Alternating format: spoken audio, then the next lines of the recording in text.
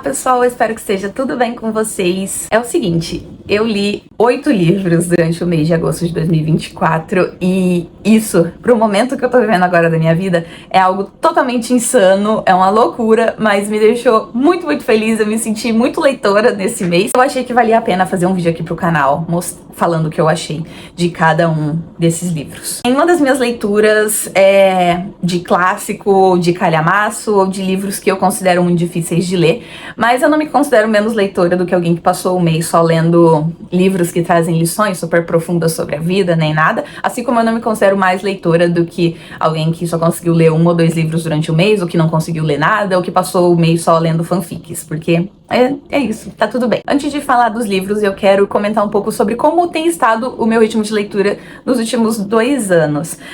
Ele diminuiu bastante em comparação a como era quando eu tinha Instagram, e ler era basicamente minha fonte de renda, porque eu fazia parcerias e publis e tal, e hoje em dia não é mais isso que acontece. Eu sou uma adulta de 24 anos e eu trabalho, e o trabalho ocupa muito tempo da minha vida, e naturalmente, para qualquer pessoa, é muito cansativo ter que trabalhar, ter esse ritmo, mas no meu caso, por conta do autismo mesmo, de sobrecarga e da quantidade de energia que eu tenho que investir no trabalho e principalmente em interações sociais, tem dias em que eu me sinto totalmente esgotada, que eu chego em casa e eu só quero ficar deitada, eu não consigo nem falar, conversar com a minha família.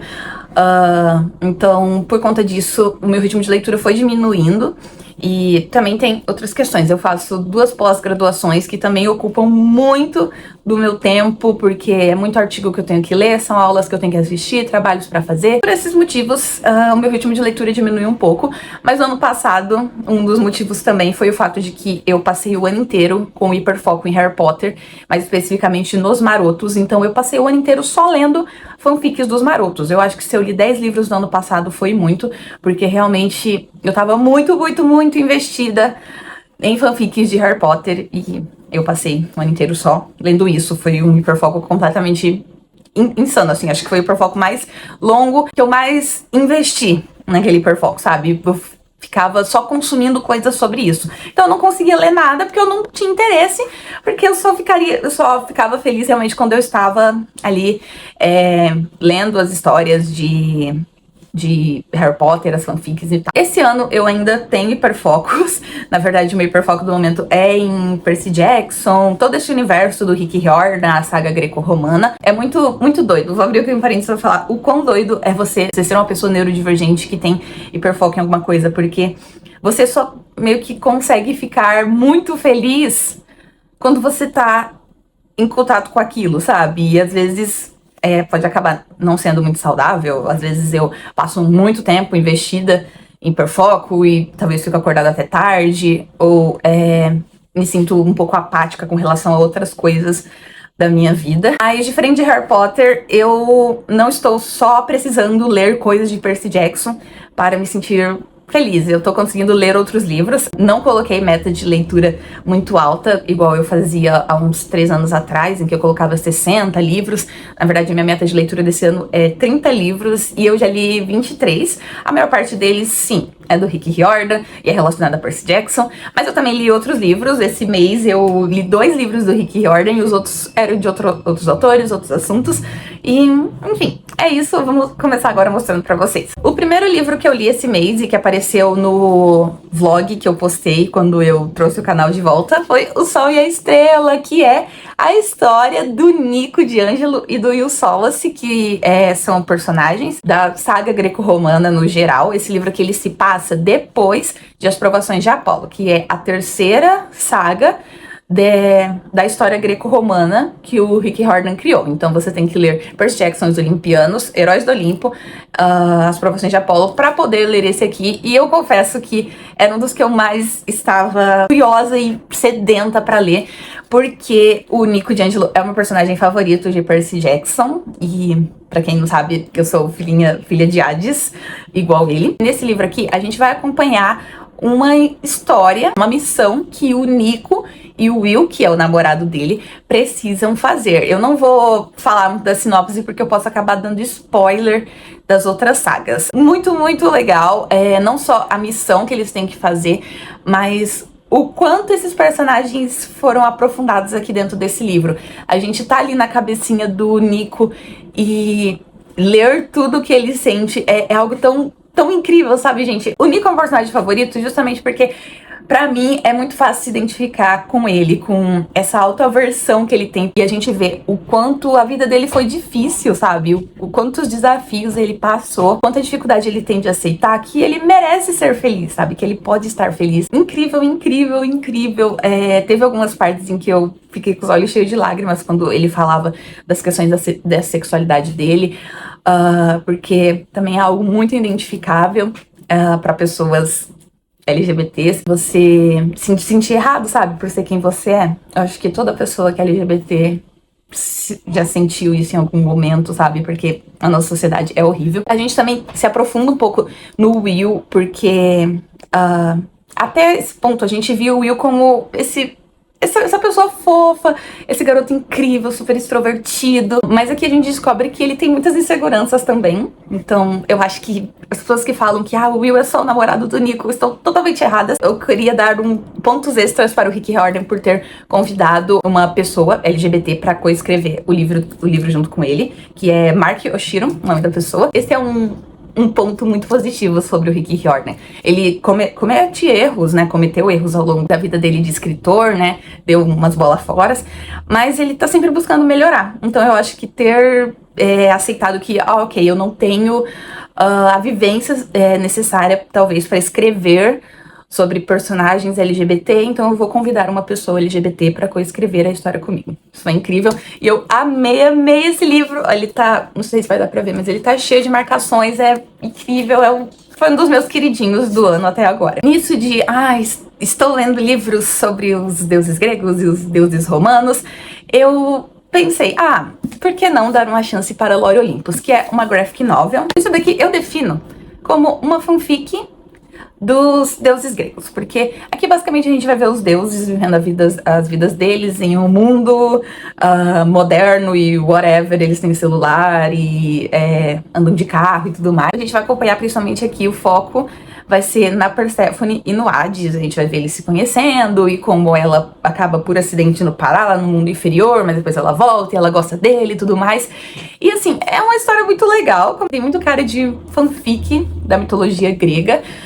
Não que isso seja um demérito nem nada, mas é muito bobinho. Tem muitas coisas muito bobinhas, tem muitos clichês, os personagens, eles são muito estereotipados. E eu gostei da história, tanto que eu comprei o segundo pra ler, mas teve uma coisa aqui que me deixou meio assim, não é culpa do livro em si, mas é que eu acabei de terminar de ler As Provações de Apolo. E lá a gente acompanha todo o crescimento do deus Apolo no universo do Rick Riordan. E a gente aprende a se importar muito com esse personagem. A gente entende os dramas dele, a gente perdoa ele por coisas que ele já fez. Ele aprende a se perdoar, a gente sente toda a culpa que ele carrega por coisas que aconteceram ao longo da saga. Então, assim, Apolo se tornou um dos meus personagens favoritos do universo do Rick Riordan. E a gente chega aqui e Apolo é terrível, nossa, é terrível, ele é muito babaca, muito babaca. E ok, eu sei que na mitologia grega Apolo não era flor que se cheire, na verdade, ele era um deus um tanto quanto traiçoeiro, não era o pior deus que existe, mas ele tinha, assim, os seus defeitos. E aqui, esses defeitos eu acho que foram muito extrapolados.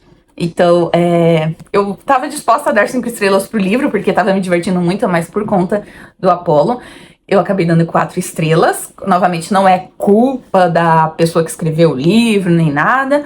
Mas é isso. Foram os meus sentimentos lendo, meus sentimentos conflitantes de ter acabado de sair de uma saga em que eu gostava muito de Apolo pra chegar nessa história aqui e eu ficar completamente horrorizada. O terceiro livro que eu li é O Diário do Semideus, do Rick Riordan. Esse daqui é um livro extra de Heróis do Olimpo. Eu não li enquanto eu tava lendo Heróis do Olimpo, porque eu custei muito a encontrar esse livro. Esse livro aqui não é mais impresso pela Intrínseca. Eu não sei porque a Intrínseca parou de imprimir, de vender esses livros extras do Rick Riordan. E hoje em dia é muito difícil de achar. Eu procurei em vários lugares, procurei no Marketplace do Facebook, procurei em sebos, procurei na Shopee, em todo lugar que vocês imaginarem. Finalmente eu consegui encontrar em uma livraria aqui da minha cidade e eu paguei baratinho nele, eu paguei R$30, fiquei feliz porque eu já vi esse livro aqui sendo vendido na internet por R$100. E nesse livro aqui a gente vai ler alguns contos sobre pelo ponto de vista de diferentes personagens.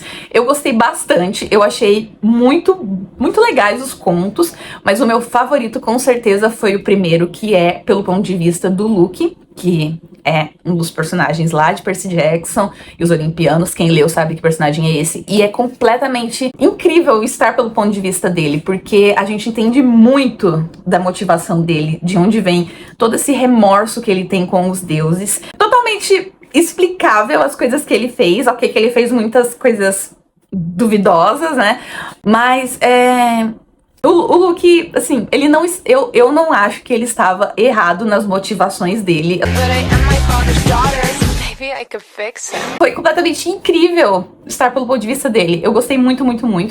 E um outro conto que eu acho que vale a pena mencionar é o último conto, que foi escrito pelo filho do Rick Riordan, que também é um conto muito interessante. É incrível a gente tá nesse universo, mas é escrito pelo ponto de vista de um outro autor que não o Rick Riordan. Porque o Rick Riordan, ele tem uma escrita um pouco mais juvenil. E o filho do Rick Riordan, ele foi um pouquinho além, sabe? Escreveu algumas coisas um pouco mais, que eu considero mais pesadas, se a gente for comparar com os outros livros. Mas eu gostei muito também. E um personagem que apareceu aqui, que me fez novamente dar uma chorada por causa dele. Quem leu Os Heróis do Olimpo, acho que já deve saber de qual personagem eu tô falando. Mas enfim, foi um livro muito legal. Eu confesso que eu não gostei de todos os livros desses do Rick Riordan. Alguns eu achei muito bobos, principalmente Segredos do Acampamento Júpiter. Eu achei esse livro terrível. Esse livro é muito chato. Mas esse livro aqui, ele vale totalmente a pena. Se você já leu os livros do Rick Riordan e não leu esse livro aqui, por favor, leia, porque ele é muito legal. Eu também fiz uma releitura, na verdade eu fiz 2 releituras esse mês. A primeira delas foi A Guerra que Salvou a Minha Vida. Esse livro aqui eu li há muitos anos atrás. Foi o primeiro livro que eu recebi da época que eu era parceira com a Dark Side Books, então chegou e eu fiquei totalmente muito feliz, muito orgulhosa de mim mesma. Tava muito feliz com aquela parceria e tal, e me deu vontade de reler esse livro esse ano, então eu fui reler. Nesse livro aqui a gente vai acompanhar a Ada. Ela é uma menininha que vive em Londres na época da Segunda Guerra Mundial. Na verdade, a Segunda Guerra Mundial tá começando. E o que acontece? Ela nasceu com o pezinho torto. Então, a mãe dela, por causa disso, não deixa ela sair de casa, trata a menina muito mal. A menina vive na pobreza junto com o irmãozinho dela.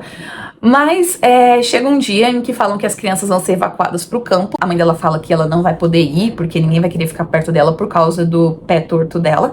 Mas aí ela foge pro irmão dela e ela vai pro interior. Eles vão ser cuidados por uma mulher que mora ali sozinha, numa casa do interior. No começo ela não quer muito ficar com eles, mas depois ela acaba se acostumando. Esse livro aqui, ele é muito emocionante, eu acho. Porque a gente tá vendo uma menininha que nunca viu o mundo, que não conhece nada do mundo, vendo o mundo pela primeira vez. E mesmo que seja um mundo totalmente caótico, porque estão em guerra, ainda assim é incrível pra ela poder ver o mundo pela primeira vez. Nessa releitura eu consegui perceber várias coisas que eu não tinha percebido quando eu li ele em 2020, eu acho. Porque eu era mais jovem, eu acho que eu não peguei muito essas pequenas nuances, essas sutilezas que tem na escrita. Por exemplo, eu acho que eu nunca li um livro que mostrasse com tanta clareza e com tanta veracidade como é a cabecinha de uma criança traumatizada, de uma criança que passou por abusos a vida inteira. Eu acho que algumas pessoas podem ler e pensar, nossa, a Ada é muito chata, ingrata, mas ela veio de uma história de abusos horríveis. Então, é claro, assim, é muito esperado que ela vá agir dessa forma, que ela vá ficar receosa quanto a receber carinho das pessoas, que ela seja um pouco mais arisca, sabe? Às vezes até grosseira. Isso é totalmente real. E outra coisa que eu não tinha percebido é o pequeno subtexto LGBT que tem em uma personagem aqui. Na época que eu li, eu só ficava, ok, eu aceitava que, tipo, tais personagens eram só amigas. Mas agora que eu reli, eu percebi que não era só isso. Foi muito bom ter relido esse livro. É um livro muito lindo, muito emocionante. Eu indico pra pra todas as pessoas, eu acho, porque vale muito a pena a leitura. E eu quero reler o segundo também, que é A Guerra que Me Ensinou a Viver. Outra graphic novel que eu li foi a graphic novel de O Conto da Aia. Eu já tinha lido o livro da Margaret Atwood, que é uma das melhores distopias que eu já li, uma história muito assustadora, mas muito boa, muito visceral, incrível. Também assisti a série, eu tinha assistido só as 2 primeiras temporadas, mas esse ano eu voltei e assisti até a 4ª temporada. Estou muito ansiosa pra 5ª, que eu acho que vai ser a última. Falando um pouco sobre a história de O Conto da Aia, aqui a gente vai conhecer um Estados Unidos que foi tomado por um grupo teocrático. Então, agora o que governa os Estados Unidos, que não se chama mais Estados Unidos, se chama Gilead, é um governo religioso cheio de valores ultraconservadores. Nesse futuro aqui, aconteceram muitas mudanças climáticas, muitos impactos climáticos que acabaram tornando grande parte das mulheres inférteis. Então, dentro desse país, muitas mulheres não podem ter filhos, as mulheres são inférteis. E o que o governo fez? Ele pegou mulheres que são férteis, mulheres que podem engravidar, e transformou elas em aias, em servas, na verdade. Essas mulheres vão para casas de casais que não podem engravidar e elas engravidam, elas têm o filho pro casal. Mas é claro que essas mulheres não estão ali por livre e espontânea vontade. É um governo muito violento, um governo que pune as pessoas com a morte, com castigos horríveis. Aqui a gente vai acompanhar a protagonista, que se chama June. Ela é uma dessas mulheres que foi transformada em aia, e é assustador acompanhar isso, porque ela era uma mulher comum. Ela trabalhava, ela tinha o marido dela, ela tinha a filha dela. E é assustador a gente ver esse mundo, esse normal que ela conhece acabando, sabe? No começo, eles começaram congelando as contas. Então, mulheres não podiam mais acessar suas contas. E depois, as mulheres não podiam mais trabalhar. E depois, o presidente foi assassinado, então eles suspenderam a Constituição. Assim, é assustador. E é ainda mais assustador pensar em uma fala que a Margaret Atwood teve, de que as coisas que acontecem no Conto da Aia, ou elas já aconteceram, ou elas vão acontecer, ou elas estão acontecendo agora, nesse momento. Então, a gente pensa em como está a situação de vários países por aí, onde antes as mulheres tinham direito, agora as mulheres não têm direito nenhum. Totalmente assustador, porque coloca a gente para pensar que realmente as mulheres, elas não estão seguras. Os direitos das mulheres é a primeira coisa a ser questionado quando a gente tem, por exemplo, uma crise política.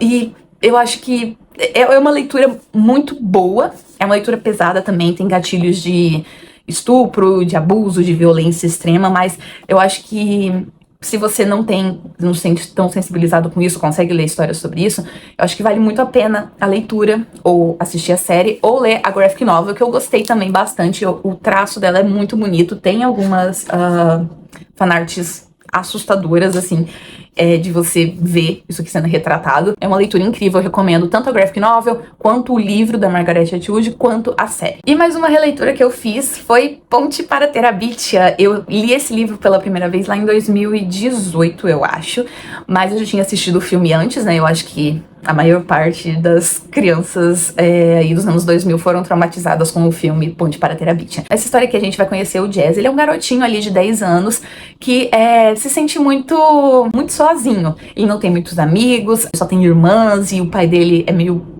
seco com ele, muito frio. Ele fica um pouco jogado pra escanteio dentro da família dele, e um dia se muda pra casa vizinha dele uma garota chamada Leslie, e eles vão ali formar uma amizade, vão começar a brincar em um bosque que tem perto da casa deles, e eles chamam esse bosque, esse lugar de Terabithia, daí eles se tornam reis, e é muito fofo. É um livro curtinho, um livro super fácil de ler, é muito emocionante também. Eu terminei o livro chorando, também reassisti o filme no dia que eu terminei de ler, e é incrível quanto o filme consegue ser até melhor do que o livro, porque no filme eles colocam um pouco mais de fantasia, sabe? Coisas mais visuais da fantasia, que aqui eles só mencionam, lá a gente consegue ver.